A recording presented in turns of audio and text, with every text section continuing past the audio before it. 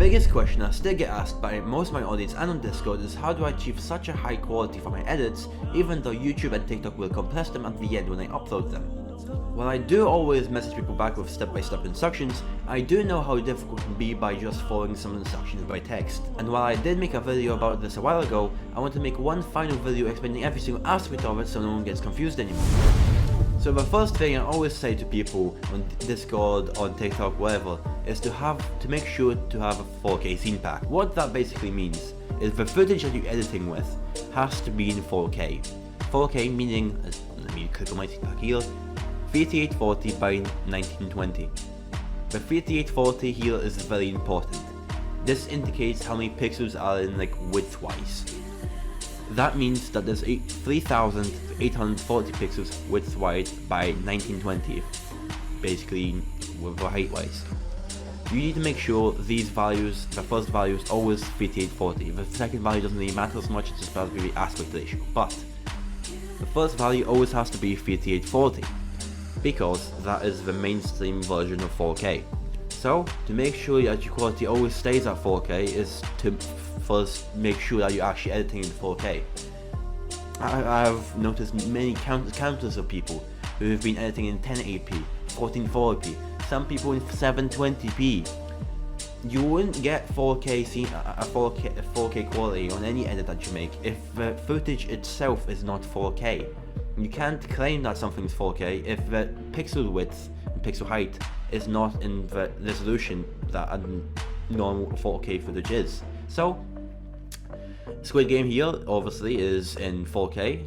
All 4 11 scene packs, which is in the description and some in my Discord server, are all in 4K resolution. To make sure that you actually have 4K quality. Doesn't matter that even phones can't produce 4K, doesn't really matter, you just need 4K here. Second of all, your render settings. Your render settings are an incredible factor of you getting 4K quality. So, here's a clip that I made in 4K, alright. Here's just a clip of 3 people, whatever you know. First of all, when you're rendering your first time in After Effects, after you make your edit, don't put any glitches, don't put any effects on it, don't put any text on it. That text is very important, don't put on it. Put basic transitions, the zooms, and maybe the outro itself. That's what you put in the first render. That's why I call it the first render. Then after you finish that, so basically as you can see, no glitches, no nothing, just straight scene pack. Go File, Export, add to render queue. Do not use media encoder. Do not use a third party renderer. Use the After Effects render that you have. The problem with the media encoder is that it uses a lot of resources on your computer. It uses a lot of CPU and uses a lot of GPU to basically communicate with After Effects and media encoders to send the files through After Effects, and it basically uses a lot of resources for no good reason for that. So I really recommend you just using the After Effects renderer. The next step is just your settings here. You're not gonna export an MP4, not anymore. MP4s compress your videos a lot, and we don't really want to compress anything before the TikTok and YouTube compression comes in. So we're gonna hit a format, QuickTime. Thing is QuickTime, and I see a lot of complaints of QuickTime. It's massive, right? It's a very large file you're gonna get. For a 30-second edit that I usually make 40 seconds, you're gonna get like 1.5 gigabytes out of it, which is quite big for edits, and that's why people use MP4 files a lot, because they're small. They're like 40 megabytes. You don't want to use that. The reason it's 40 megabytes, it's very heavily compressed. You don't want that. You want the raw file, so you want QuickTime because it doesn't compress anything, and when it does, it just compresses like very little of it. Then you hit format options.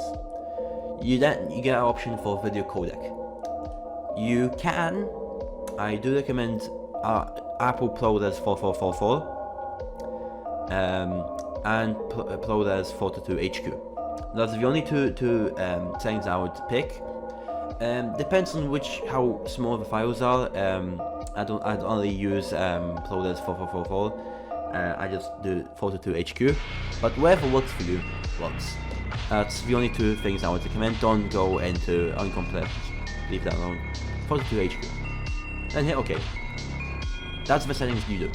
Nothing else. You don't use media encoder, you don't use anything else. And you hit OK. Okay. You hit render.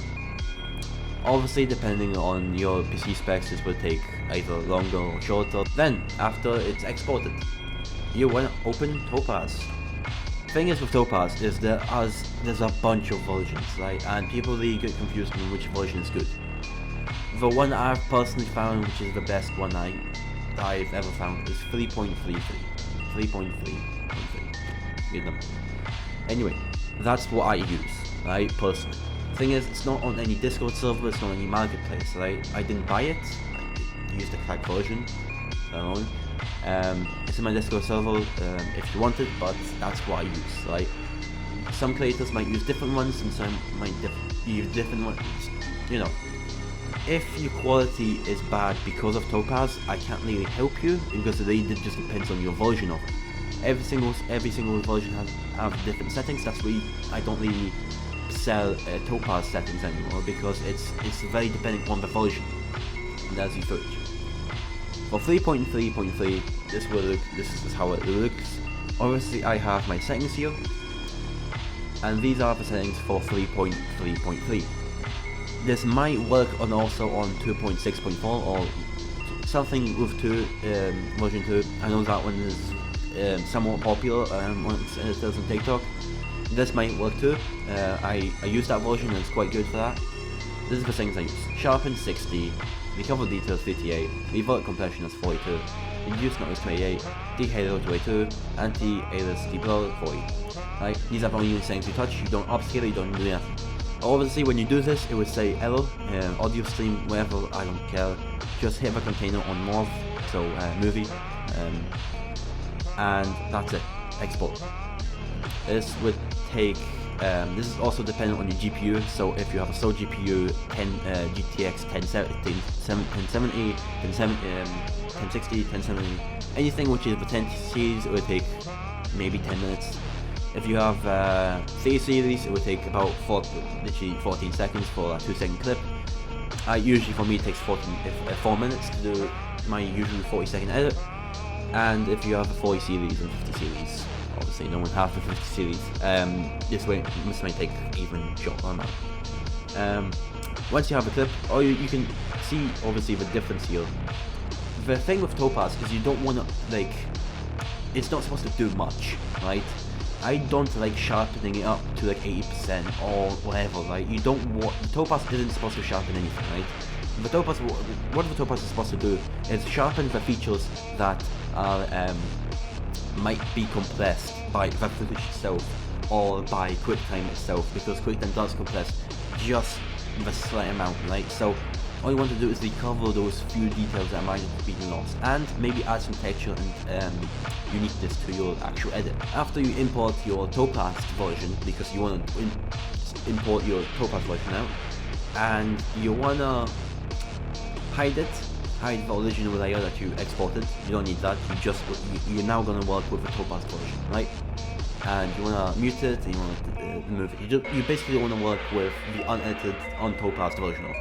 So you can basically just delete it, right? And now you have a Topaz. You're working with a Topaz version, right? So add any effects, add every single text that you want on the Topaz version. After you do that, hit adjustment layer, and now you're gonna add the CC.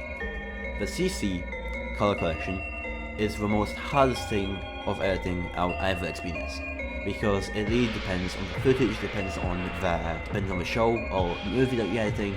Depends on even depends on the resolution itself, because this might change for a second value. So it really depends, and it's really difficult to find it. CXD, you might know him, he's a very good CC maker. Obviously his pack is a little bit more expensive, so you basically don't want to buy his because it's very fucking expensive. So most people don't really have the CXD color collection.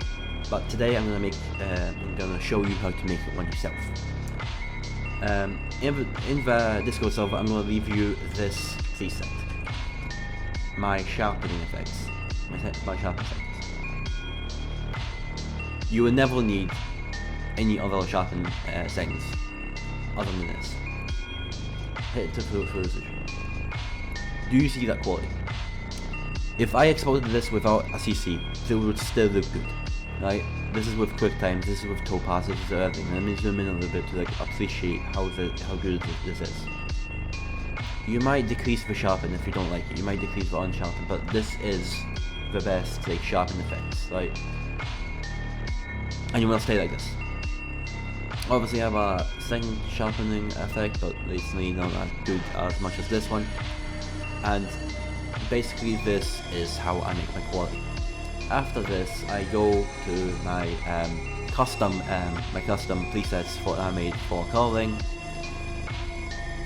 And this is how it looks like.